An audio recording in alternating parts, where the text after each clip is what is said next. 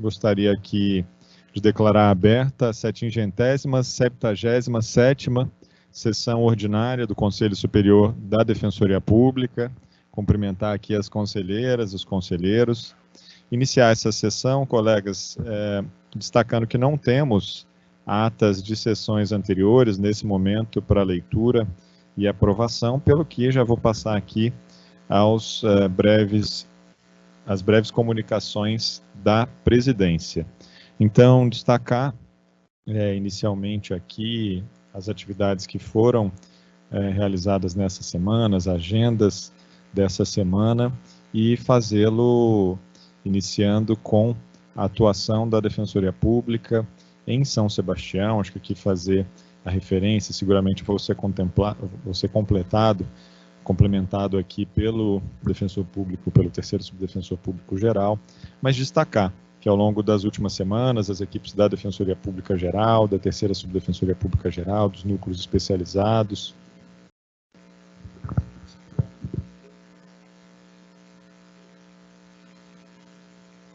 vamos ver se, acho que melhorou, né? Obrigado. Então, destacar que nas últimas semanas, várias equipes da Defensoria Pública Geral, dos núcleos especializados e, claro, a própria unidade de São Sebastião, conjugaram esforços com vistas ao atendimento à população daquele município afetado por uma tragédia de grande proporção. Na última semana, nos últimos dias, nós tivemos uma nova visita do Defensor Público Geral, que participou de reunião junto com o governador do estado, o prefeito de São Sebastião, que convidaram a Defensoria a estar presente ao Comitê de Gerenciamento de Crise, e, além disso, foram iniciadas atividades adicionais de atendimento à população, não só no Instituto Verde Escola, onde estivemos na semana passada, mas também em outros locais que já recebiam parte do público que foi diretamente afetado e que teve que deixar os seus imóveis. Destacar na mesma linha a realização na noite de ontem de uma reunião de alinhamento com a terceira Subdefensoria Pública Geral, a primeira Subdefensoria, os núcleos especializados de cidadania e direitos humanos, habitação e urbanismo, infância e juventude, defesa da diversidade e da igualdade racial, e, claro, com toda a equipe da unidade, notadamente com a sua coordenadora, a Defensora Pública Patrícia, com o colega Filo Walter e também com a Defensora Pública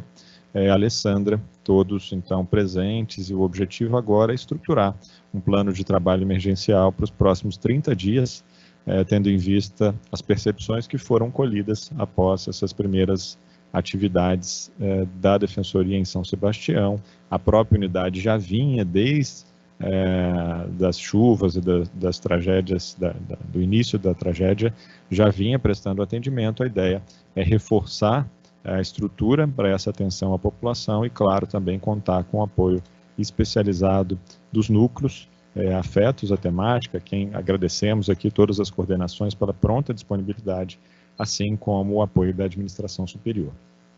Destacar que também nessa semana, ontem, foi realizada a posse da Defensora Pública Geral da Bahia, a doutora Firmiane Venâncio, que foi mais votada na lista tríplice, uma lista inédita na instituição, porque contou com 3 mulheres escolhidas pela carreira. Então, desejar aqui nossos votos de sucesso à doutora Firmiane, a Defensoria Pública da Bahia, e também já a justificativa pela qual o nosso Defensor Público Geral, doutor Floresvaldo, não preside essa sessão no dia de hoje. O Defensor-Geral, dentre as agendas que foram realizadas nessa semana, fez uma visita de cortesia ao presidente do Tribunal de Contas do Estado, conselheiro Sidney Beraldo, oportunidade em que puderam tratar de assuntos de ambas as instituições. Da mesma forma, também vale mencionar uma reunião que foi realizada na Defensoria Pública Geral, em que foi recebido o Tenente-Coronel Marcelo Beluso, que é coordenador de assuntos jurídicos da Polícia Militar do Estado, e mais uma vez houve aqui tratativas de temas comuns de interesse da Defensoria Pública e da Polícia Militar. Também vale mencionar uma reunião que foi realizada na Defensoria Pública Geral, em 27 de fevereiro, em que o Defensor-Geral recebeu a visita de cortesia de representantes da entidade Centro Oscar Romero de Direitos Humanos, com quem a Defensoria Pública mantém parceria formal. Esse encontro contou também, Camila, com a presença do nosso ex-ouvidor-geral, William Fernandes, e do vereador de São Paulo, Alessandro Guedes, acompanhou esse encontro, a defensora Juliana Saad. Então, enquanto profícuo, a defensoria tem fomentado uma relação permanente de troca com as instituições parceiras, e foi uma oportunidade também de estar próximo ao parlamento, ao vereador aqui já nominado, e nosso ex-ouvidor-geral, William Fernandes, que participou do encontro. Destacar ainda, dentre os eventos e reuniões, a participação do Defensor Público Geral no Teatro da FAAP para uma aula magna que foi proferida pelo ministro Ricardo Lewandowski, do Supremo Tribunal Federal. O evento tratou do tema democracia na atualidade. E destacar também o encontro que foi promovido na última sexta-feira, após a sessão do Conselho, entre o Defensor-Geral e o Corregedor-Geral de Justiça, doutor Fernando Torres Garcia, uma visita com vistas à aproximação institucional. É importante mencionar, Mara, conselheira Mara, uma atividade que muito nos alegra, que é a reunião que foi realizada pela 2ª Subdefensoria Pública Geral, com o prefeito Igor Soares, do município de Itapevi, e o secretário municipal de Justiça, Túlio Nassa. Naquela oportunidade, a prefeitura foi informada sobre a perspectiva de início de atendimento à população, na unidade que foi locada pela Defensoria Pública. Os trabalhos vão se iniciar em 13 de março, e também esse encontro já visou reforçar uma reunião anterior, uma visita anterior que o prefeito tinha feito à Defensoria Geral, em que já tinha se colocado à disposição para discutir os fluxos de atendimento, parcerias institucionais e uma conjugação de esforços para que possamos bem atender a população de Itapevi, inclusive com o desenvolvimento eventual de mutirões conjuntos, com foco, então, em demandas sensíveis a essa população. Também importante destacar que nessa semana tive a oportunidade de, representando a Defensoria Pública, participar na Assembleia Legislativa de uma reunião com diversos parlamentares, com vistas aqui a tratar de pautas de interesse da Defensoria. Notadamente, nessas reuniões que foram feitas, trataram do projeto de lei complementar 55 de 2022, que estava na pauta do Colégio de Líderes nessa semana, e tivemos uma percepção, mais uma vez, muito positiva do projeto. Tenho certeza que a Associação Paulista de Defensoras e Defensores, a Associação de Servidoras e Servidores, também pude testemunhar, dialogavam, buscavam ali tratar desse tema de interesse comum, mas ainda não houve nessa semana a inclusão do projeto nem na votação do Congresso de Comissões e, portanto, tampouco no plenário. Também, nessa semana na LESP, tivemos a oportunidade de fazer uma apresentação do trabalho da Defensoria Pública, em especial do posto de atendimento da Defensoria na LESP, a novos parlamentares e assessorias. Uma oportunidade de destacar o histórico da instituição, a Defensoria, que tem uma relação tão próxima desde a sua criação com o Poder Legislativo estadual. Aqui, caminhando para o fim, nesses registros, mais alguns destaques de eventos. Queríamos agradecer, em nome da Defensoria Geral e também da Escola da Defensoria, pela oportunidade de participação. Pude representar o Defensor Geral na mesa de abertura do seminário Direito à Proteção Integral, Orfandade de Crianças e Adolescentes no Brasil. Esse evento foi realizado na sede do Ministério Público, também contou com a coorganização da Escola da Defensoria, inclusive com a presença na mesa de abertura do Defensor Público, diretor da escola, Guilherme Pitina. Um evento muito importante para tratar, então, dos efeitos da orfandade, e, claro, da articulação das políticas públicas para que sejamos mais eficientes no acesso a dados que permitam uma atuação célere em prol dessas crianças e adolescentes órfãos. Destacar ainda algumas reuniões que foram realizadas ontem. O primeiro encontro do ano de 2023 do Comitê de Acessibilidade, esse comitê que conta com diversos órgãos da administração superior, com a ouvidoria geral, com o núcleo especializado da pessoa idosa e da pessoa com deficiência. Uma primeira reunião muito positiva, já com um cenário interessante de iniciativas para esse ano. O comitê, então, já tem como perspectiva que a realização de algumas reuniões com a sociedade civil, com entidades, instituições especializadas no atendimento à pessoa com deficiência, seja na perspectiva de qualificar a recepção das pessoas que atuam na defensoria, então essa perspectiva de tornar a defensoria uma instituição mais inclusiva, uma instituição em que a acessibilidade seja um valor ainda maior do que certamente já é, como também reunião para debater aprimoramentos no atendimento às pessoas com deficiência. Há uma perspectiva de, no segundo semestre, lançarmos um censo interno, então, para conhecer melhor o cenário interno da Defensoria Pública e, a partir disso, aprimorar nossa política de promoção à acessibilidade da pessoa com deficiência. Nos alegra saber também, Galate, que é um tema, né, da campanha da ANADEP, então tenho certeza que o comitê vai ter um ano bastante profícuo e muito alinhado aqui, né, poderemos alinhar ações em vista de uma temática tão sensível como os direitos da pessoa com deficiência. Seguramente essa campanha da ANADEP também fortalecerá o trabalho das defensorias públicas nessa temática. Destacar, por fim, a realização de uma reunião aqui com a Associação de Servidoras e Servidores da Defensoria. A partir da provocação dessa associação, tive a oportunidade com o Guilherme Guiral, que é da diretoria da associação, juntamente com 2 servidores, aqui o Bruno Gozzi, né, bastante conhecido aqui do colegiado, que atua na assessoria criminal e infracional, e o Renato Garbo, servidor da assessoria de convênios. O tema foi o debate sobre o trabalho híbrido na administração superior, muito conectado às reflexões que temos aqui no colegiado, mas, claro, a associação trazendo as perspectivas também das equipes aqui da administração sobre as características próprias do trabalho e, a partir disso, né, sugestões aqui de atuação, de reflexões positivas sobre esse futuro do trabalho híbrido na Defensoria e na administração superior. Então, aqui agradeço a provocação e o conteúdo da reunião. Dito isso, queria passar a palavra à secretaria, ao Jackson, para que possa fazer as comunicações pertinentes. Bom dia a todos, bom dia a todas. A Secretaria comunica a ausência do Dr. Leonardo Nascimento de Paula em razão de férias. Obrigado, Jackson. Passamos, portanto, colegas, ao momento aberto. A gente vai fazer uma pequena inversão para iniciar pelo senhor Gilson, primeiro inscrito, então, a usar a palavra hoje. Bom dia, senhor Gilson. O senhor tem a palavra por 5 minutos.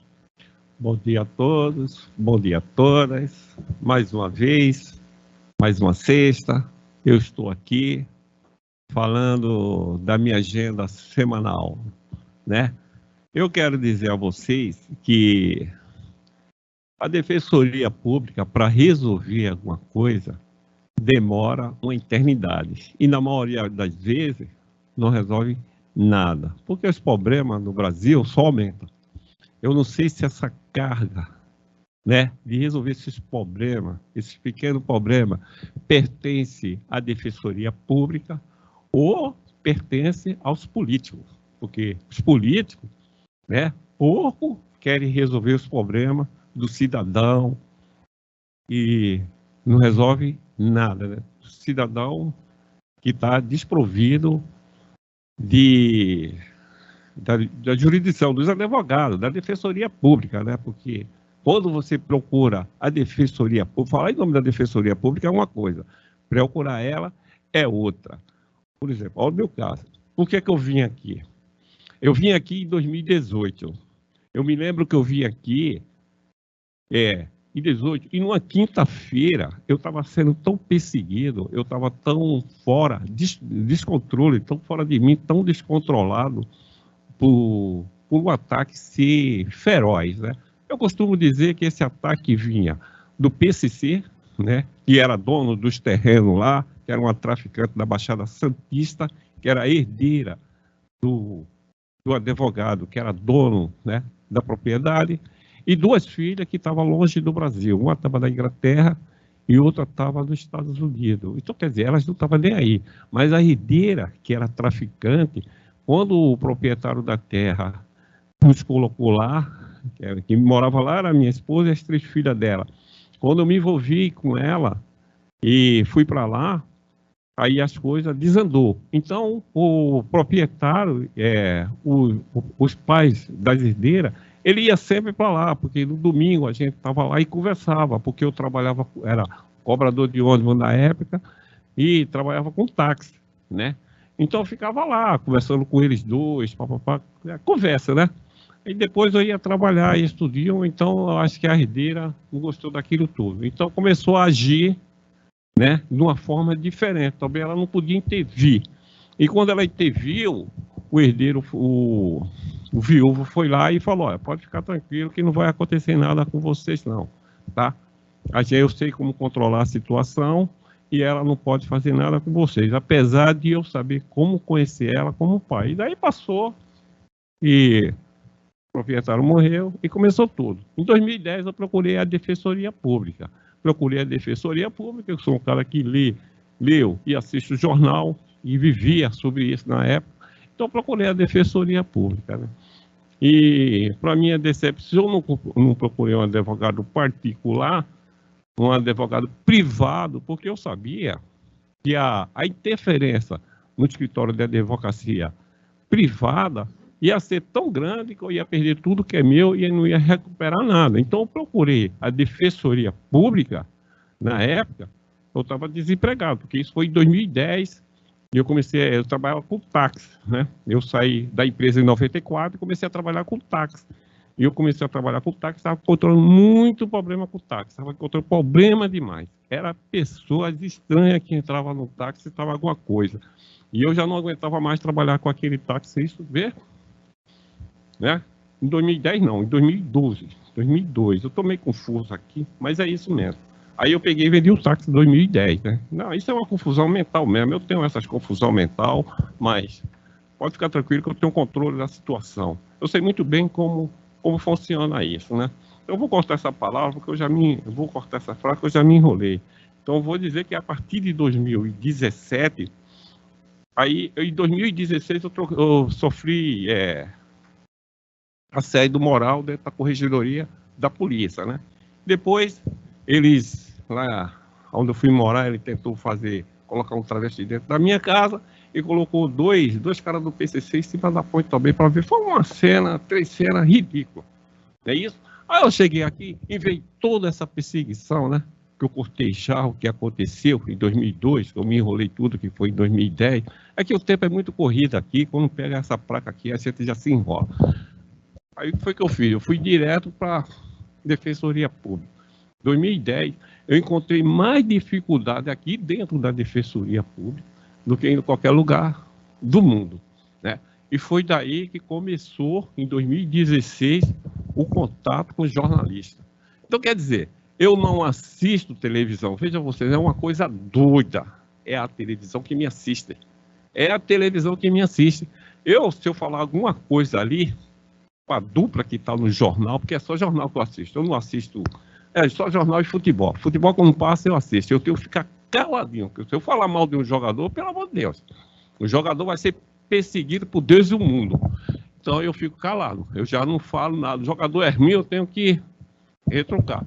O jornalista está falando uma coisa que eu não gosto, eu tenho que ficar calado. A reportagem ele coloca para mim atingir, mas eu tenho que ficar de boa. Aí, quando é uma reportagem que vem, que é absurda, aí eu começo a falar... Aí ele começa a falar uma coisa, falar outra, e a jornalista vai ficando vermelho, vai saindo fora de controle. E é nessa toada que eu venho caminhando. Então é uma coisa terrível, porque te isola do convívio familiar. Presidente, eu tenho... Te isola Seu Gilson, eu vou pedir a gentileza para o senhor. Tá bom. Encerro por aqui. Seu Gilson. Tudo de bom, senhor? Por aqui, tá bom. Tem gente querendo falar por mim. Eu vou dizer, eu falo porque eu falo aqui, se eu tiver de frente, então o juiz falava a mesma coisa, queria agradecer. Assim mesmo. Se tiver de acontecer, acontece, e é por aí mesmo. Agora, quem quiser baixar a cabeça, o problema é de vocês. Temos 9 inscrições hoje, seu Gilson, então eu agradeço aqui, queria, em respeito aqui à sua fala, destacar mais uma vez a sensibilidade que temos aos temas que o senhor traz aqui, e, claro, a atuação da Defensoria, acho que de maneira muito zelosa por cada uma das causas, dos processos em que atua. Dito isso, eu queria passar a palavra, desejar um bom dia a Cristina Oliveira, coordenadora da Associação de Servidores e Servidoras da Defensoria Pública, passando, então, para a sua fala, Cristina. Obrigada, Rafael, bom dia a todas, bom dia a todos. Começar agradecendo a atenção da terceira sub no provimento lá da vaga de serviço social da unidade de São Sebastião. Saiu a remoção hoje, né? Vai ser um importante reforço para a colega que está atuando já desde o início lá dos desastres, enfim, uma demanda bastante densa, então era urgente mesmo e foi bem importante que foi vista com celeridade. Obrigada. Me solidarizar de novo com os colegas da unidade e dos demais que compuseram a força-tarefa nessa semana, que eu imagino que tenha sido bastante denso, né? A gente vê em loco todo o resultado da tragédia e da tragédia humana ali. Então, e reforçar minha fala que eu já trouxe da primeira vez, logo após a incidência lá, de que a gente vai começar a pensar uma linha, um protocolo, uma política, enfim, não sei ainda como a gente vai conduzir isso, mas enquanto associação a gente vai estar ouvindo os colegas que participaram, vai estar fazendo uma avaliação, vai estar levantando pontos, enfim, vai começar a estruturar um caminho que a gente consegue apresentar uma contribuição de um protocolo institucional para essas situações de emergência e desastres que a gente já sabe que, infelizmente, tende a ser recorrentes, né, no cenário que a gente está enfrentando. Enfim, então, dito isso, passada essa parte, lembrar, né, Rafael, que a gente está no mês de março, foi a nossa data base, né? A gente tem um acúmulo aí de percentual não atendido nos projetos de leis anteriores, e para esse ano a gente vem aí para além disso, né? A gente está falando de equiparação, a gente está falando de ganho real. Nós lançamos ontem uma consulta à nossa categoria, que eu te falei que a gente faria, né? O prazo para o pessoal responder até terça que vem, acho que a partir daí a gente já pode sentar e conversar. Eu sei que você vai sair de férias, apesar que você está aqui, né?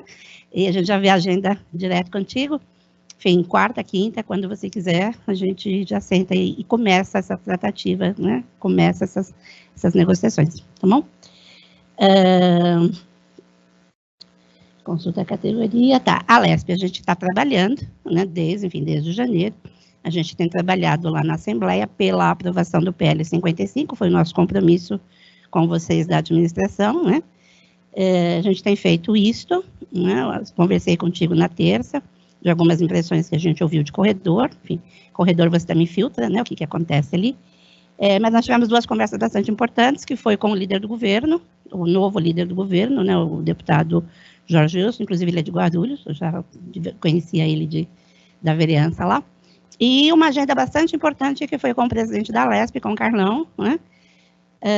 E ele está bastante sensível para aprovar na próxima terça. Ele disse que não aprovou na última terça por conta daquela emenda do deputado Caruso, que parece que vai entrar, né? Então a gente está aguardando até sexta. E acho que uma conquista importante para o PL foi o parecer da Comissão de Constituição e Justiça, está no site da LESP, quem quiser pesquisar, né? Foi o voto do relator, do Zerbini, um voto bastante profundo, né? Dando ali o reconhecimento, inclusive do substitutivo, né?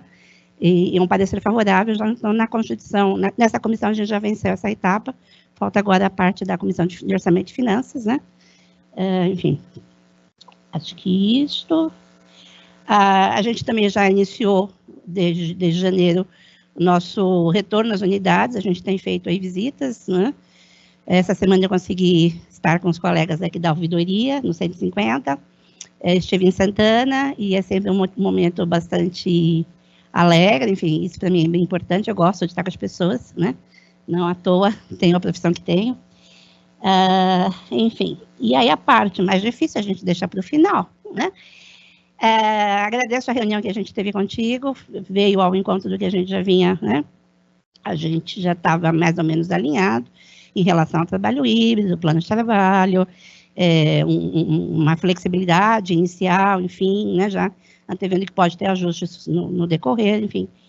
E aí uma coisa para a gente pensar, e talvez para vocês também ficarem atentos quando receberem os planos de trabalho, a gente tem trazido muito a questão de ser uma construção coletiva, junto com todo da unidade, que respeite a normativa, né, do 50%, e, enfim, e do 50% não só do do corpo da unidade, mas da carga horária do trabalhador também, né? O trabalhador também precisa fazer ali os seus 50% de trabalho híbrido e presencial.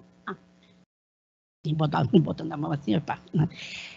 Enfim, e aí o que a gente tem, e como as pessoas trabalham sempre, as pessoas não, brasileiros deixam sempre as coisas para o final, né? Dia 3 era o prazo, então ontem meu celular bombou, né? Enfim, atendi milhares de pessoas.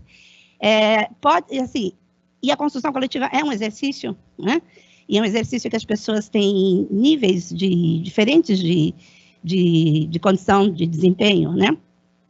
Pode ser que aconteça decisões unilaterais de chefias. E aí, assim, ter um espaço para que o servidor que se encontra nessa situação possa manifestar discordância e seja aberta aí uma linha de conversa entre administração e chefia direta, né?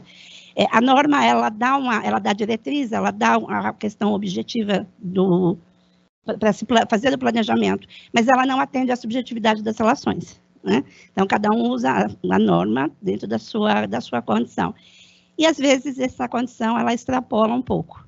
Então, a gente tem um caso específico que talvez a gente precise conversar, mas para pensar de uma forma ampla, quando vier os planos de trabalho, se vier alguma coisa muito dissonante daquilo que a gente tem trabalhado desde que o ato 229 foi editado. Tá bom? E a nossa reunião, bota na agenda antes das suas férias.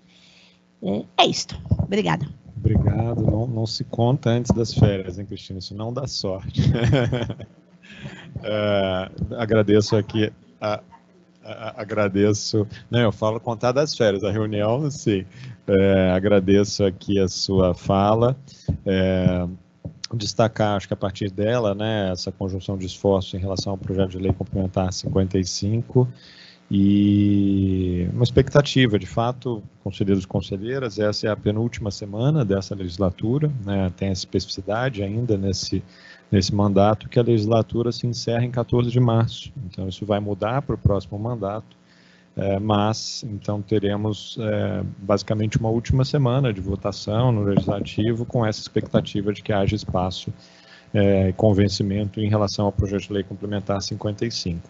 Agradecer mais uma vez a reunião, acho que vale aqui registrar nesse colegiado, na conversa que temos aqui, nas unidades, com as associações, a sensibilidade de todas e todos sobre o momento que a Defensoria vive, não foi diferente, né, com a Associação de Servidores, ontem ao falarmos de trabalho híbrido, o comprometimento de todos da instituição é muito evidente, então, a partir disso, teremos a possibilidade, né, de avançar e sempre com essa sensibilidade, o espaço para dialogar sobre situações excepcionais, né, mas a gente tem visto que, de fato, são exceções. Além disso, mais uma vez, é interesse, né, que a gente possa, junto às categorias da instituição, pensar nos aprimoramentos legislativos, nos aprimoramentos das carreiras, para manter a atratividade do trabalho da Defensoria Pública, a valorização profissional, que, sem sombra de dúvida, se reveste também na qualidade do serviço que é prestado. Então, sigo à disposição, vamos encontrar aqui essa agenda e também a oitiva, né, parabenizo aqui pela oitiva da categoria, que também traz, né, uma legitimidade adicional ao trabalho que já é feito. Dito isso, eu gostaria aqui de saudar e passar a palavra ao senhor José França, que mais uma vez está conosco. Um bom dia, o senhor tem 5 minutos para fazer uso da fala. Bom dia a todos, eu gostaria de cumprimentar aqui os nobres conselheiros, aí os convidados também, em nome aí do nosso excelentíssimo defensor-geral, a quem presta as minhas homenagens. Bom, primeiro eu gostaria aqui de trazer aqui sobre no dia 27 de janeiro, eu estive numa sessão e eu fiz uma apresentação, um vídeo e fiz uma petição aqui de um diálogo com a EDEP. E eu não sei, eu não tive nenhuma informação, não chegou nenhum e-mail e nenhum aviso prévio se houve algum diálogo ou manifestação da EDEP. Então, eu deixo essa interrogação aqui no Conselho. E, segundo ponto aqui, eu gostaria de fazer um convite, aproveitando o longo alcance que tem este Conselho, em todo o Estado, para um tema. No dia 17, na sexta-feira, ocorrerá a segunda audiência pública da população de rua. Iremos abordar alguns temas, né? O evento ocorrerá no Salão Nobre da Câmara. Então, nós estamos fazendo uma mobilização, convidando a todos que estão voltadas a esse tema, a essa defesa dessa política de população de rua e todos que estão envolvidos também nessa temática. Então, eu gostaria de fazer um convite, eu sei que esse conselho aqui ele tem uma primazia a respeito dessa população, então, o local certo de eu iniciar aí fazendo esse convite aqui a todos aqui. Então, pelo momento aqui, eu estou gostando da sessão de hoje, né, fiz uma manifestação na última sessão dessa harmonia, né, e do respeito de nós fazer uma sessão aqui, nessa calmaria, com todo respeito aqui, né, da gente não ter alterações aqui, como eu já vi numa manifestação aqui. Então, eu estou gostando aqui da sessão, parabenizo a sessão, parabenizo os conselheiros, parabenizo os convidados, né, e parabenizo a todos, em nome aí do nosso DPG aí de hoje. Obrigado, doutor. Era isso. Obrigado. Obrigado, senhor José França. Vou transmitir os votos ao nosso defensor-geral, esse primeiro subdefensor na presidência. Agradece aqui a saudação em nome de todo o colegiado. Claro, às vezes o debate fica mais acalorado, mas o respeito aqui entre os conselheiros e conselheiras é permanente. Então, além disso, aproveitei para encaminhar uma mensagem para a diretoria da escola para retomarmos essa ponte, então, relacionada, né, à apresentação que o senhor fez dos defensores e defensoras populares, um tema super importante e caro à defensoria. Agradeço aqui a lembrança também, junto com a Secretaria do Conselho, a gente segue nessa ponte para o senhor José França e dá uma devolutiva para o senhor. Tudo bem? Então, agradeço. Na sequência, nós temos aqui a participação presencial e virtual de defensoras e defensores públicos. Vamos iniciar com nosso colega defensor público da unidade Guarulhos, Luiz Eduardo Coelho. Mais uma vez, bem-vindo a esse colegiado. O senhor tem a palavra. Bom dia. Bom dia a todos. Eu vou tentar ser o máximo breve possível. Eu quero trabalhar 2 temas específicos. Essa semana, um colega, que eu não vou identificar, me ligou e falou o seguinte: Luiz Eduardo, você que fica aí brigando e tal, eu queria saber se você fosse sincero comigo. Você acha que esse teto 100 virá? Eu respondi a ele: não. Eu acho que não. Eu falei, mas por quê? Ele falou: porque minha filha acabou de passar na faculdade de medicina e a mensalidade é R$9.000. E eu não tenho condição de pagar. Eu estou preocupado se eu consigo alguma fonte de renda para conseguir pagar a faculdade da minha filha. Daí eu parei para pensar e falei: cara, vou ser muito honesto com você, não conte com isso. Porque não dá para garantir que isso vai acontecer. E até que venha, eu acho que é um compromisso muito grande e tal. E aí ele ficou num mix de felicidade e tristeza, né? E aí esse é um ponto que eu gostaria muito que vocês pensassem. Porque se você não passa por isso, um dia você pode passar. E isso para mim é muito importante. Um colega numa situação dessa, na minha perspectiva, nem consegue trabalhar com tranquilidade, né? As preocupações do dia a dia dele impedem que ele tenha uma vida tranquila. Se ele fosse juiz, se ele fosse promotor, ele por isso não passaria. Então, isso é um tema que nem eu iria falar sobre ele, mas como esse colega me ligou, eu perguntei para ele se eu poderia falar sobre isso. Ele disse que sim, mas não vou identificá-lo por uma questão óbvia. Mas isso nota quanto isso é preocupante. Quanto a gente está para trás numa questão remuneratória séria. E não tem pecado nenhum falar isso. O resultado da má remuneração, da remuneração abaixo das demais carreiras, é uma carreira menor. É um atendimento às pessoas carentes de pior qualidade. Na medida em que o defensor público é mal remunerado ou menos remunerado, o serviço vai, pouco a pouco, sendo sucateado. Se já não bastasse isso, somo isso à minha fala anterior da semana passada, nós temos problemas estruturais graves na defensoria. Sérios. O atendimento virtual, o híbrido, todas essas normas que nós estamos criando, está num cenário de muito problema. Então, assim, me parece que nós estamos fazendo um caldo muito perigoso. Remuneração pior, estrutura pior, igual trabalho pior. Eu não sei se é isso que a gente quer. Pelo menos o que eu quero não é. Mas tudo bem. Eu nem vim para esse papo. Esse papo surgiu. Então, eu queria mencionar isso para vocês, chamar a atenção. Eu sei que tem uma proposta de suspensão do processo, estão se discutindo, mas parece que isso é muito importante. Eu me coloquei na pele desse colega. Minha filha tem 6 anos, não chegou nessa idade ainda. Mas se chegasse, eu teria talvez a mesma dificuldade que ele tem. R$9.000 de mensalidade é um valor bastante alto. E eu acho que um defensor público deveria ter condição de pagar a faculdade do seu filho. Mas se vocês acham que não, tudo bem, mas eu acho que sim. E depende de vocês, né? Depende da gente, mas depende muito de vocês, né?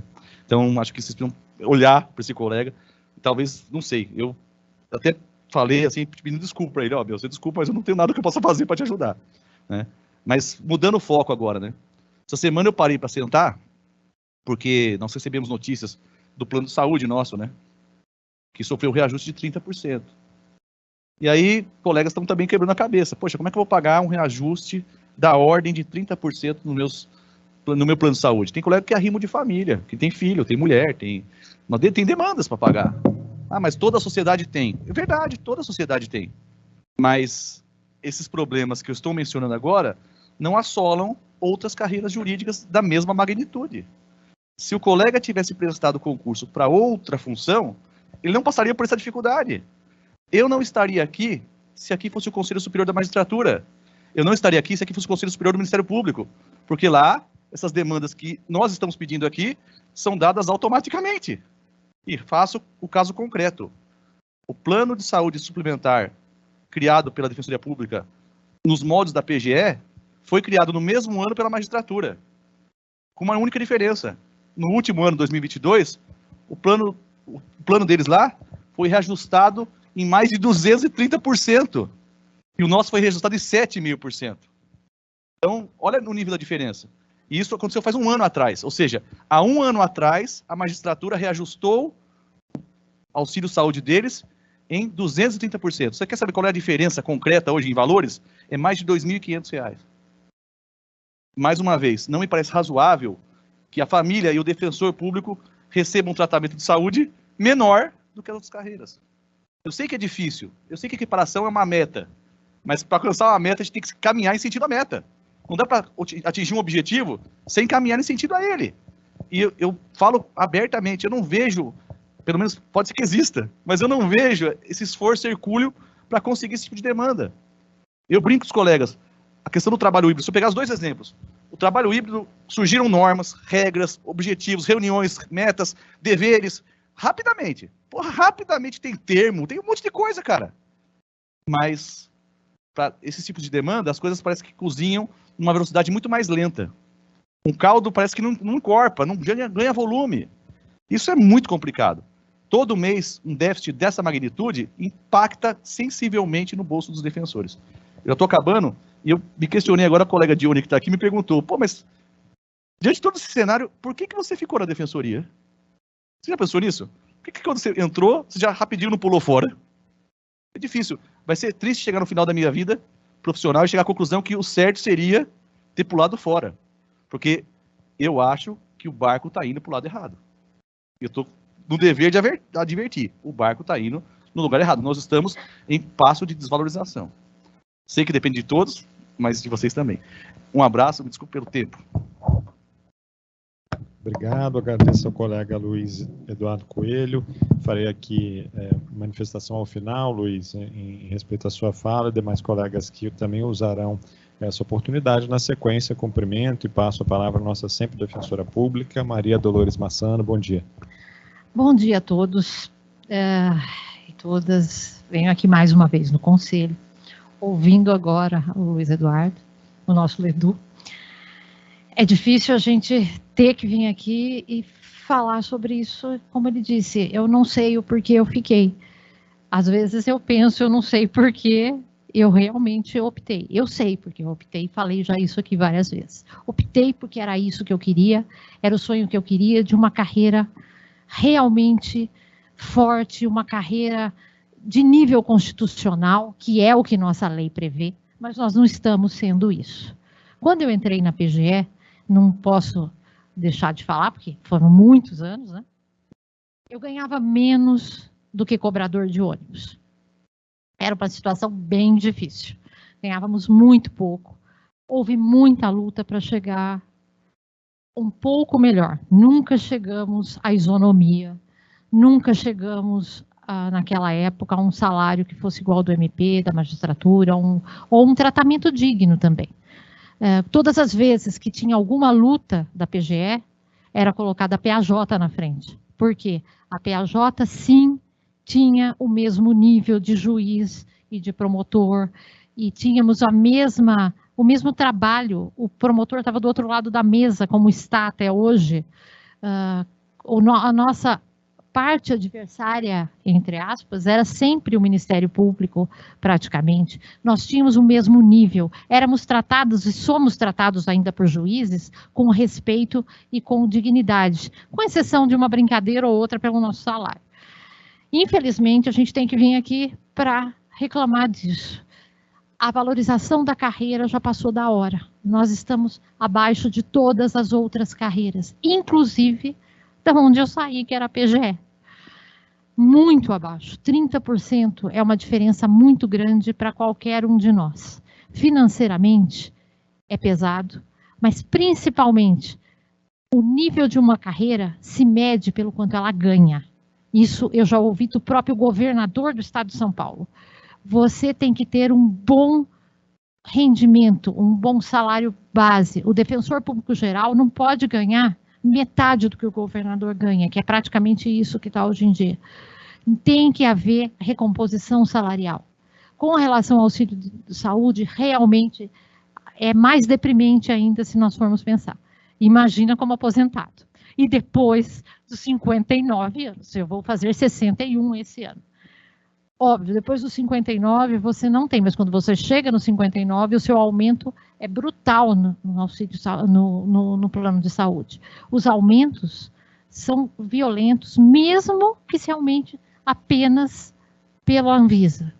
Não foi o que nós recebemos muito pouco de auxílio saúde, e a nossa saúde vai diminuindo. A dos aposentados nem se fala, mas eu vejo o pessoal da ativa sempre à busca de um médico disso, um médico daquilo. A saúde de todas já está sendo afetada, e é afetada pelo trabalho, porque nesse sentido, o nosso trabalho, além de ser extremamente desgastante emocionalmente, fisicamente, ele tem um aspecto pior, porque nós estamos sem condições materiais do trabalho. Eu vejo os meus colegas reclamando da internet, que ainda é lenta, das condições de trabalho que ainda são difíceis. Até hoje nem se conseguiu votar as atribuições. Gente, nós estamos há 17 anos nisso. Quando eu mudei de carreira, eu mudei para que isso fosse estruturado e rápido, para que o nosso usuário ele tem que ter um bom atendimento. Para ter um bom atendimento, ele tem que ter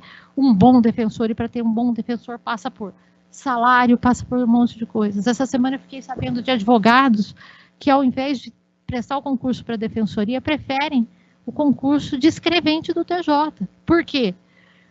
Eles não vão trabalhar na quantidade que a gente trabalha e vão ser remunerados.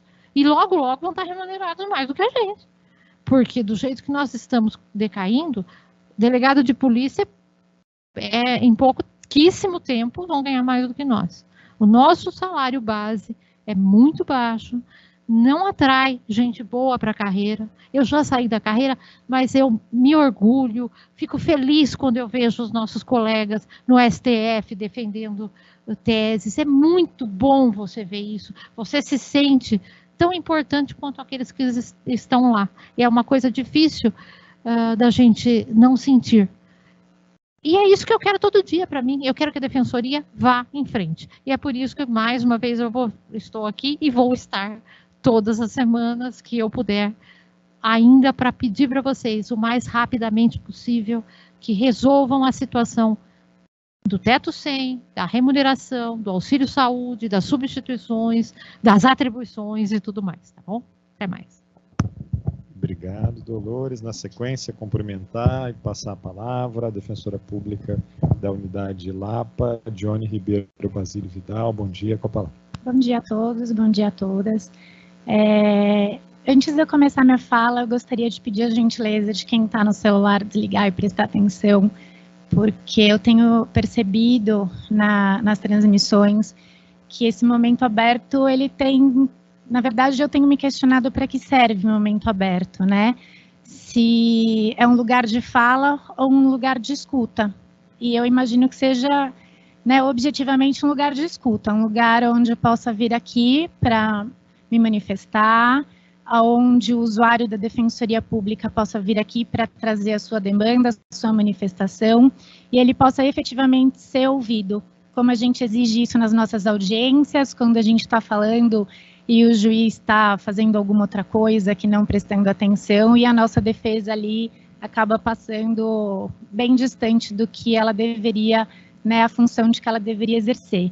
Então, isso foi uma questão que foi levantada entre os colegas, a gente tem conversado muito sobre a pauta, sobre vir aqui, sobre trazer as nossas demandas, sobre o uso desse espaço e o que a gente tem percebido, né? Algumas vezes a gente percebe essa falta da escuta.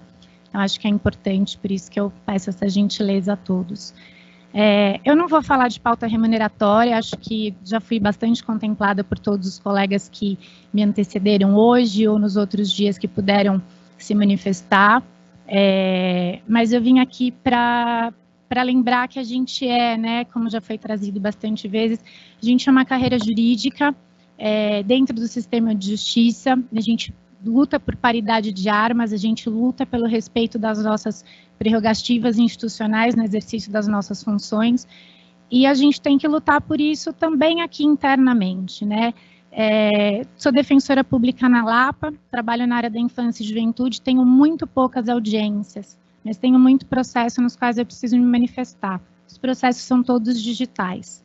Eu, particularmente, tenho a necessidade de ir até a unidade para trabalhar, me faz bem esse exercício, né, de convívio com as pessoas, de convívio com os colegas, de troca de opinião, de experiências, e inclusive de atendimento direto aos meus usuários sempre que possível.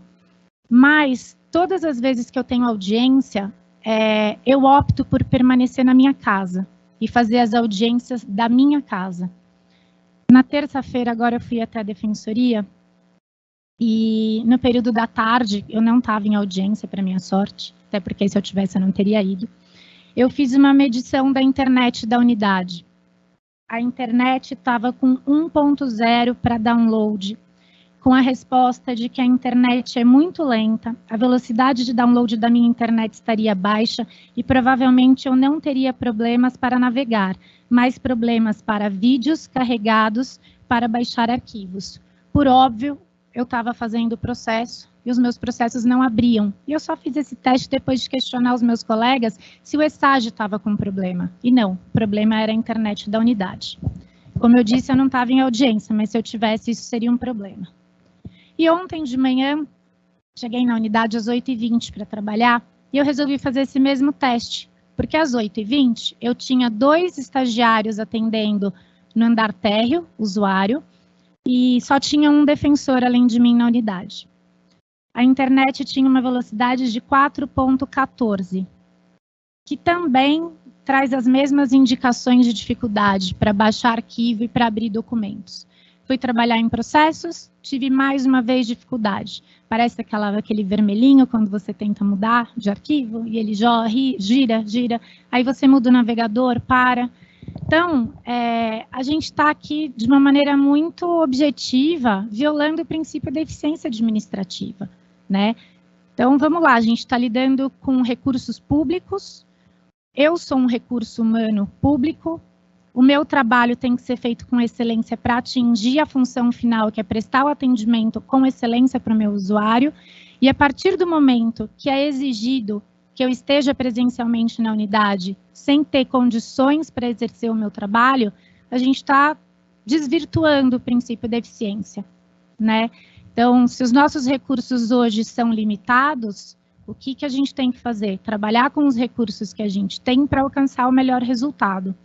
E o melhor resultado para eu fazer as minhas audiências é fazer da minha casa.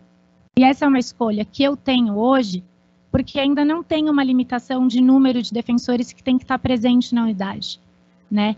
E a gente estabelecer de uma maneira unilateral, porque é isso que está sendo, né, isso que está sendo construído, esse limite de 50% de defensores presentes, significa a gente não prestar atenção na dificuldade de trabalho que a gente tem, né? Na falta de recursos tecnológicos que a gente tem.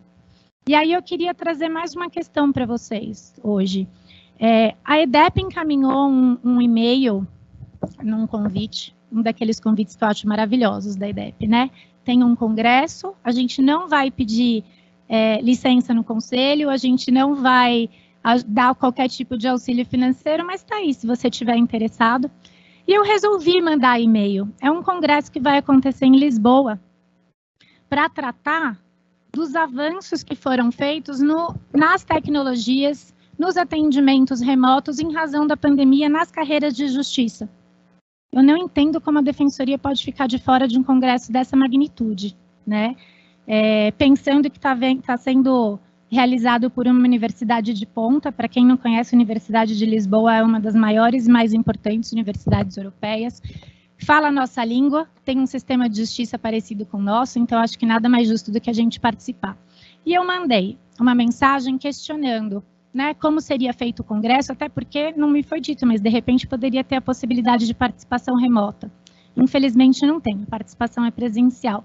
E não estou aqui para pedir licença, nem estou aqui para pedir verba para participar, mas estou aqui para questionar por que a Defensoria não vai participar enquanto instituição, ou por que não nos foi comunicado que a Defensoria vai participar enquanto instituição. Porque se for levado a nossa experiência tem que ser captada a partir da oitiva dos defensores. E os defensores não foram ouvidos para trazer a sua experiência nas melhorias e nos avanços que a gente efetivamente alcançou e daqueles que a gente ainda persegue. Não vou me alongar, minha plaquinha vermelha está aqui, mas eu queria só pedir a licença de usar mais uns 30 segundos para fechar, porque o Ledu levantou meu nome, porque realmente foi uma pergunta que eu tenho feito para os colegas, né? Por que permanecer na Defensoria, com todas as dificuldades que a gente enfrenta? E eu não acredito na ideia de que você precisa manter um salário aquém dos outros atores do sistema de justiça para manter pessoas que sejam vocacionadas. Eu me considero uma pessoa absolutamente vocacionada para a defesa de direitos humanos, que é o meu papel aqui. Mas eu posso exercer esse papel dentro da magistratura ou dentro do Ministério Público e chegar ao resultado final. Eu estou aqui porque eu acredito nessa instituição e porque quando eu entrei na Defensoria, eu sou do 5º concurso, eu entrei numa instituição ainda em crescimento e ainda nova. E a minha ideia, o meu ideal de defensoria é que eu pudesse participar da construção dessa instituição. E hoje a gente está vendo, infelizmente, que essa construção está deixando um pouco a desejar. E, principalmente, eu não vejo a possibilidade de participação nessa construção se eu não integrar a administração superior. É isso. Obrigada e bom dia. Obrigado, Dione. O próximo defensor público aqui é um cumprimento. Desejo um bom dia. O defensor público Fábio Mantovan dos Santos, da Unidade Varas Singulares. Bom dia, Fábio, com a palavra. Bom dia, excelentíssimos senhores doutores conselheiros, meus amigos defensores públicos que aqui se encontram, meus amigos servidores. Vou ser bastante conciso e bastante objetivo, até porque os temas que eu vou tratar aqui, já todos os fundamentos fáticos, jurídicos, pessoais, impessoais, de toda qualquer espécie, já foram devidamente apresentados aqui. Porém, eu tô aqui para repeti-los, né, e para mostrar para os senhores a importância desses temas para toda a carreira. Não estou aqui só me representando, nem os meus colegas. Então, nós estamos aqui, poucos, representando centenas de defensores públicos do Estado que pensam da mesma forma e que todo dia acordam na ansiedade e trabalham na ansiedade de ter o seu trabalho mais valorizado, né? Primeiro eu quero lembrar que assim, hoje, né, até talvez eu não fique todo o tempo para ouvi-los, porque eu tenho audiência hoje à tarde, né? Eu estarei sentado, né? Na verdade será uma audiência virtual. Estará sentado eu, um promotor de justiça, um juiz de direito, né? Tanto o promotor quanto o juiz de direito terão um teto constitucional maior que o meu, um auxílio saúde maior do que o meu, um sistema de indenizatório de cumulações melhor que o meu, né? E, enfim, não direi estrutura porque não conheço, né, bem a estrutura das outras carreiras, mas, enfim, eles estarão, né, em termos pessoais, já muito mais à frente de que eu entrarei naquela audiência. Eu quero lembrar isso a todos os meus colegas que são defensores públicos, e principalmente a Defensoria Pública Geral, que por hora não está, né, arregimentado na base da carreira, mas que voltarão em algum momento e terão essa mesma sensação, e já tiveram talvez essa mesma sensação que eu tive, né? Sobre o teto constitucional, apesar de estarmos nesse prazo aí, né, que eu achei bastante pertinente, concordei, né, com a decisão de vossas excelências, é certo que esse prazo ele pode ser, é um prazo máximo, né, ele pode ser afastado a qualquer momento pode ser determinado o teto constitucional a todos os defensores públicos, né. O que nós temos hoje, há semanas atrás, nós tínhamos, né, aquele argumento de que os procuradores do Estado, eles não tinham, né, todos, né, o teto constitucional. Hoje, com uma decisão, né, mais uma vez, reconhecendo que a decisão do Supremo Tribunal Federal, o entendimento já consolidado sobre o tema jurídico, fático, de que eles têm direito. Então, nós temos hoje, também convém lembrar a todos aqui, né, que temos hoje no Estado de São Paulo, nas carreiras estaduais, a Defensoria Pública como a única que, de forma prática, não tem teto constitucional 100%. É importante lembrar isso a todos, né? Então, eu gostaria que a Defensoria Pública Geral tivesse esse mesmo anseio, essa mesma ansiedade que tem todos os defensores públicos do Estado de São Paulo, para que seja aplicado o mais rápido possível e que essa Defensoria Pública Geral tenha coragem de realmente assumir essa responsabilidade junto aos defensores públicos do Estado, para que haja aplicação desse teto constitucional. Mas isso não afasta também a discussão de outros temas pertinentes. E nisso eu concordo com o Ledu, parece que outros temas, eles caminham como se fosse uma corrida de velocidade e outras como uma corrida de fundo, né? E essa questão, né, de vencimentos parece que sempre é uma corrida de fundo, sempre se demora a discussão, sempre se busca sempre tempo para enormes discussões sobre o tema. Eu sei que não é fácil, porém, é para ontem que esse Conselho Superior da Defensoria Pública tem que se movimentar para que seja aplicado os 10% de vencimentos do defensor público como auxílio-saúde, equiparando-se, né, de forma prática, porque no trabalho nós sabemos que nós temos o igual trabalho do Ministério Público e da magistratura, né? Isso é para ontem, né? Espero que seja uma corrida de velocidade, não de fundo, né? A melhoria das indenizações referentes à acumulação, né? Isso também é para ontem. Eu esperaria que já tivesse, inclusive, minutas prontas nesse sentido, que fosse o mais rápido colocado para votação por esse conselho, né? E, por fim, também vou utilizar 30 segundos, com relação ao trabalho híbrido, eu vejo que, assim, às vezes parece que o defensor público, ele não quer ir para a unidade, né? Às vezes parece que, a forma como se apresenta. Porém, não.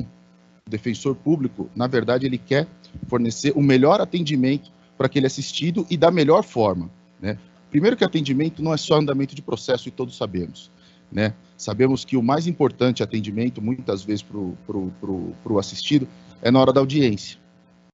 E fazer audiência virtual na unidade é impossível. A partir do momento em que existe uma pessoa ao seu lado e você está fazendo audiência, te tira a concentração, 1. 2, atrapalha, né, na oitiva das testemunhas, tudo, e vou ser bem sincero para vocês, toda vez que tiver algum ruído na audiência, seremos questionados pelo Ministério Público e pelo Judiciário, porque o barulho, porque a questão, e quem passará essa vergonha de falar, não, tem alguém aqui do lado, somos nós, os defensores da base. E teremos que explicar o porquê nós não conseguimos manter um mínimo de silêncio e dignidade, né, na realização dessa audiência. Então, eu agradeço a todos e muito obrigado. Obrigado, agradeço ao colega Fábio Mantovan. Próxima inscrita é a defensora Fernanda Capitânio Souro, da Unidade de São Bernardo do Campo. Bom dia, Fernanda, com a palavra. Bom dia a todos e todas. Eu inicialmente vou ler uma mensagem do colega Pedro Avelar, que gostaria de estar aqui hoje, mas teve um problema, e então ele transmitiu um e-mail e solicitou que a gente lesse essa mensagem aqui hoje, né? Bom dia a todos. Meu nome é Pedro Avelar, servidor público aposentado, e já trabalhei nesse espaço por algum tempo. Cumprimento o senhor defensor público geral e, na sua pessoa, todos os integrantes do colegiado. Saúdo defensoras e servidoras públicas pelo Dia Internacional da Mulher, ainda que para mim todo dia seja da mulher. Tive dificuldade técnica e por isso necessitei da ajuda de terceira pessoa para esta mensagem. Então me socorro de Fernando Pessoa. Tudo vale a pena se a alma não é pequena. Para passar além do bojador, tem que passar além da dor. Senhor presidente, o mundo vive momentos de dor, pandemia, guerras, desinteligências. Tudo a deixar a defensoria no dilema de como prestar o seu ofício de atender com eficiência o usuário necessitado. Nesse foco, eu tenho a impressão de que nossa administração superior se esquece do prestador físico desse serviço, o defensor, que é um profissional do direito e não um sacerdote franciscano. Quando conselheiro, eu fui questionado por um defensor que hoje ocupa cargo na administração. Disse-me que meu interesse no exercício dos mandatos de conselheiro se devia a diárias e gratificações. Eu concordei. É verdade, eu disse. Mas em contrapartida, e porque eu contava com esses benefícios, acredito que tenha feito o que se esperava de mim. Nunca faltei às sessões, o que se pode comprovar. Buscava chegar no início e não sair antes do final, e de apresentar meus votos no prazo regimental. Em situações de interesse individuais, eu sempre encaminhava previamente meu voto para conhecimento do interessado.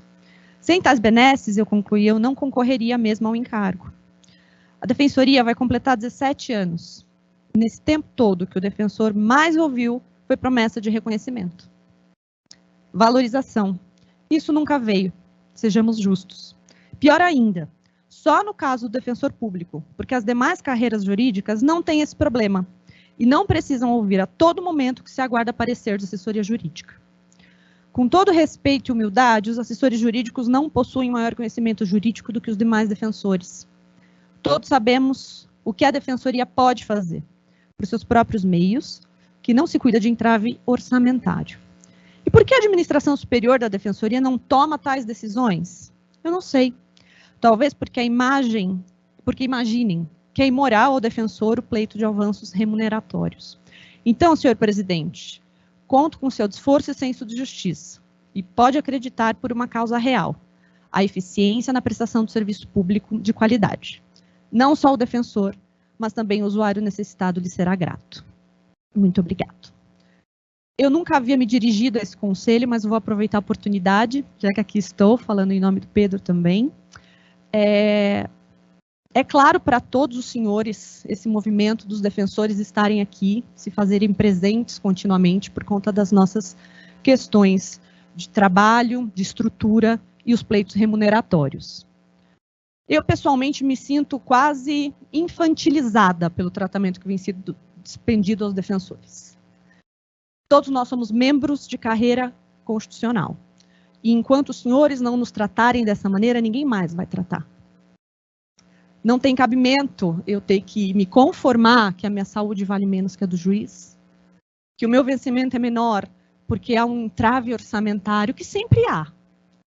O momento político nunca é oportuno.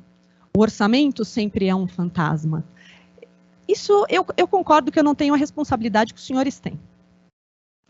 Mas também concordo que os senhores optaram em estar onde estão hoje. Essas cadeiras foram ocupadas por uma opção. E dentro dessa opção, eu peço aos senhores que exerçam a coragem que ela exige. Se nós temos autonomia, essa autonomia tem que ser exercida de maneira célere, porque prolongar discussões, aguardar pareceres, o que isso causa é que hoje eu tenho um colega de unidade atuando em atividade pelo qual não recebe, e poderia estar recebendo. Isso não é uma questão abstrata, isso é muito sério. Isso diz de um desgaste no exercício do trabalho. Isso diz da dificuldade de defensores terem que vir aqui para pedir o que parece óbvio. Se nós temos autonomia, se os pleitos são possíveis, por que eles não são atendidos? Se existe a necessidade do defensor estar na unidade, da gente fazer o trabalho presencialmente, e eu concordo que há, Os senhores conseguem me afirmar hoje que as unidades têm capacidade de internet para isso? Quem levanta a mão e diz tem, as unidades vão aguentar todas as audiências e todos os atendimentos ao mesmo tempo.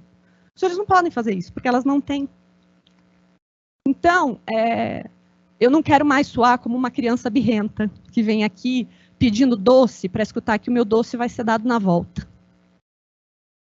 Eu falo isso com meus filhos, os 3, né, de primeira infância. O de 7 anos já não está comprando a ideia, então eu também não quero comprar. Os avanços são urgentes. Nós estamos aqui porque nós estamos desgastados, isso reflete no nosso trabalho. E o meu usuário não tem culpa de nada disso. Então, eu agradeço a atenção dos senhores. Obrigado, agradeço a colega Fernanda Capitânio. É o último defensor inscrito que participará conosco, conselheiros e conselheiras, de forma virtual. É o defensor Douglas Basílio, a quem cumprimento. Solicito aqui o apoio da TI.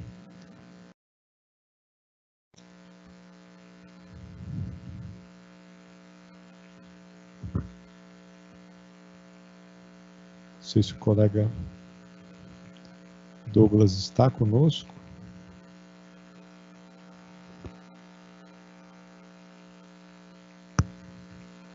Colega Douglas, se estiver me ouvindo, a gente não o vê. Agora sim.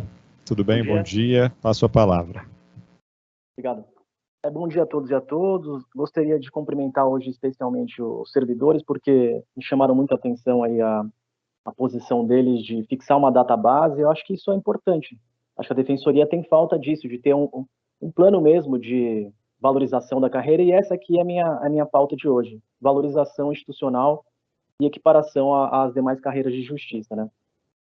Gostaria de cumprimentar aqui e elogiar o trabalho de uma servidora aqui que sempre me atende remotamente, que é a Thalita da CTI. Ela está me atendendo hoje remotamente, com muita eficiência, sem precisar vir na unidade. Aqui está fazendo reparo nas máquinas, habilitando aqui as impressoras, um trabalho excelente, o que demonstra que o serviço público prestado de forma remota, ele pode ser prestado de uma forma com excelência também. Mas voltando à pauta remuneratória, que é meu objetivo final aqui, o principal, eu gostaria de destacar que eu tenho a sensação, e acho que boa parte da carreira tem essa sensação, e eu gostaria de ser transparente com vocês aqui, a sensação de que falta um projeto mesmo, um plano de trabalho bem delineado, organizado, para ações de curto e médio prazo, para se chegar num objetivo final de equiparação, né? Eu acho que a sensação também é que não tem mesmo, não está claro se a Defensoria Geral entende que deve ter uma equiparação, né? Se o objetivo é esse. Não ficou claro ainda para a gente se existe esse objetivo. Dialogando um pouco com o que o Ledu disse, eu acho que a administração tem que ser sincera, falar, olha, a gente tem um objetivo sim, disso ou não, porque se não tiver esse objetivo, parte da carreira, os mais novos, quem tiver interesse, pode, diante dessa sinceridade, fazer um outro plano de vida e, eventualmente, trilhar um outro objetivo em outra carreira. Agora, se a gente souber que tem um objetivo definido de equiparação e um plano de trabalho para isso, aí a gente começa a ficar mais tranquilo no trabalho e se dedicar com eficiência ao nosso trabalho. Realmente causa uma enorme incerteza não ter claro isso. E diante do cenário de inflação anual que a gente vem sofrendo, a gente vai sofrer um sucateamento se a nossa instituição ficar paralisada. Então, o meu pedido é que haja uma manifestação clara da Defensoria Geral nesse sentido, se existe esse objetivo de equiparação da nossa carreira de defensor público às demais carreiras de justiça, e se existe um plano de trabalho para isso. Eu acho que o Conselho Superior que está aí presente, a APADEP, pode contribuir nesse plano de trabalho, delineando todos os pontos que a Defensoria e os membros da Defensoria têm em defasagem em relação aos demais.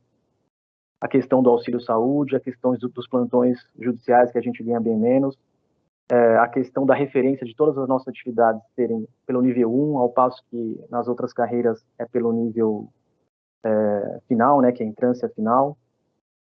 Então, acho que essa é a minha fala. Acho que é importante ter claro isso da Defensoria Geral, se tem esse objetivo, esse plano de metas aí, e se tem um plano de trabalho. Se esse plano de trabalho ele não pode ser revelado por estratégia, eu acho que em uma reunião com a PADEP, ou uma reunião administrativa com o Conselho Superior, eu acho que pode ser definido isso. E eu reforço aqui a questão da database, que eu acho que foi importante, trazida pelos servidores, que é um pleito deles e já é uma conquista deles. Eu acho que talvez a gente tenha que fazer isso.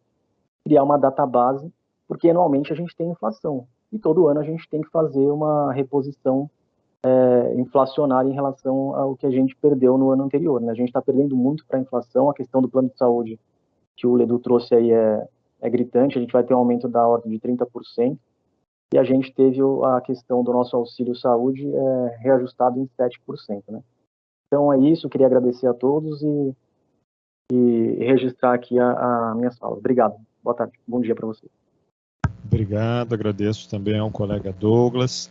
Acho que aqui trazer, e já passando na sequência, a palavra para as inscrições dos conselheiros e conselheiras. Eu acho que eu vou fazer as considerações, português, mas franquear na sequência para todos os conselheiros e conselheiras a partir das inscrições para a manifestação sobre assuntos diversos. Apenas destacar, agradecendo aqui a presença de todos e todos, os temas têm sido objeto aqui de atualização, de informações. Acho que compreendo aqui as ponderações, né, que foram trazidas. De fato, estando na gestão pública, na administração pública, mas também não era diferente quando estava na atividade fim, nem sempre as demandas são atendidas na velocidade com a qual a gente gostaria. Não tenho dúvida da convicção que todos temos pelo fortalecimento da Defensoria e da nossa atividade, do serviço que é prestado à população, inclusive olhando em perspectiva, né? Tenho muita clareza dos avanços que ocorreram, mas, claro, o objetivo é avançar mais. É preciso reconhecer, e eu acho que isso não é uma questão menos importante, mas é, claro, uma questão central, assim, os contornos da autonomia, né? É dizer que a Defensoria é, de fato, autônoma, essa autonomia é exercida em diversos momentos, em diversas decisões, mas, claro, a Defensoria não só executa e decide aqui com os atos que são praticados, mas ela também é fiscalizada, ela interage, ela não é uma instituição, e tenho certeza que estamos alinhados nisso, que age sem estar inserida num contexto. E esse contexto é considerado pela Defensoria Pública Geral, pelo Defensor Público Geral, que recentemente, inclusive, realizou uma reunião franqueada, né, aberta a todos e todos, com as críticas que teve ao modelo dessa reunião, mas com esse objetivo de buscar trazer um pouco mais dos elementos, do cenário, da perspectiva da Defensoria Pública Geral. É uma segunda gestão, se iniciou há menos de um ano, acho que já temos aqui alguns avanços importantes, como a perspectiva orçamentária, que possibilitam, inclusive, muitas dessas discussões que estamos tendo aqui, mas, claro, há um desafio enorme, né, um desafio enorme para uma instituição que é tão jovem, que tem avançado e que pude acompanhar, né, no tempo que fiquei na assessoria parlamentar e hoje aqui também, que é tratada como referência por muitas categorias quando vão pleitear aprimoramentos institucionais. Claro, né, não é a Defensoria, eu acho que, como já pontuado aqui na fala dos colegas, a instituição que tem a melhor condição de aparelhamento, de remuneração, isso é inconteste. Agora, o caminho para alcançar esse aprimoramento, essa equiparação, um tratamento melhor do que temos hoje, também não é um caminho tão curto ou cujas decisões sejam meramente ato de vontade do Defensor Público Geral. Então é preciso, né, reconhecer aqui os desafios que estão postos, e esses desafios passam também por questões estruturais que foram colocadas, e é preciso destacar e agradecer o comprometimento de todas as equipes que têm se mobilizado nos últimos anos nesse processo. Se muito falamos aqui do trabalho híbrido, é porque a Defensoria, por exemplo, nessa linha de aprimoramento, se estruturou para ter ferramentas para esse trabalho. Elas são as melhores ferramentas, elas estão sendo aprimoradas, e o objetivo é que elas sejam cada dia melhores. E, claro, isso traz para todos nós o desejo de ter as melhores condições de prestar o melhor serviço, e também nisso estou muito ladeado aqui a cada um dos colegas, cada uma das defensoras, dos defensores que fizeram fala nessa sessão.